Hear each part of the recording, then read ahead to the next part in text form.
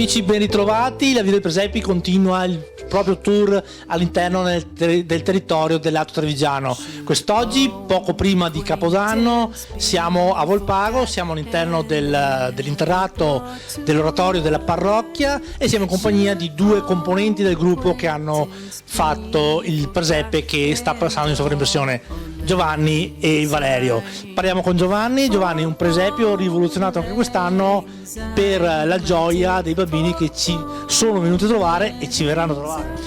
Un saluto a tutti. Sì, quest'anno abbiamo rifatto il presepe di nuovo, sempre con lo stile artistico contadino, diciamo. Abbiamo voluto un po' riprendere la vita contadina dei nostri paesi limitrofi insieme al paese di Volpago, e abbiamo anche fatto la grotta, come c'era anche l'anno scorso, per ricordare un po' la povertà dove è nato il nostro Signore Gesù. Giovanni, Natale è passato, le festività comunque continuano. Quali sono gli orari per venire a visitarvi? Perché la gente affluisce, mi hai detto a Natale avete avuto una grossa affluenza.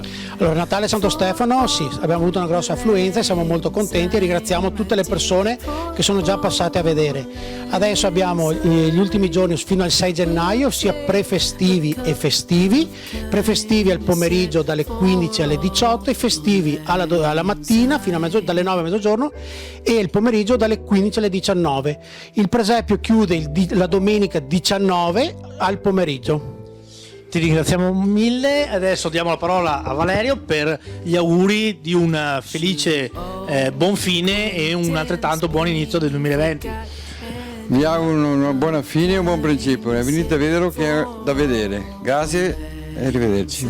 E anche noi ci uniamo a Valerio e a Giovanni per invitarvi qui a Volpago del Montello, interrato dell'oratorio della parrocchia, qui in piazza. Non potete sbagliarvi, gli orari ve li ho appena detti qui poco fa e venite a visitarlo perché merita. Noi invece ci vediamo domani, puntata di Capodanno. Saremo in un presepio particolare scelto perché ci sono degli amici speciali, come sono tutti gli amici del presepio, però per voi domani ci sarà una bellissima sorpresa. Brinderemo con voi, quindi vi aspettiamo davanti alle telecamere per il countdown finale e a dare il benvenuto al 2020.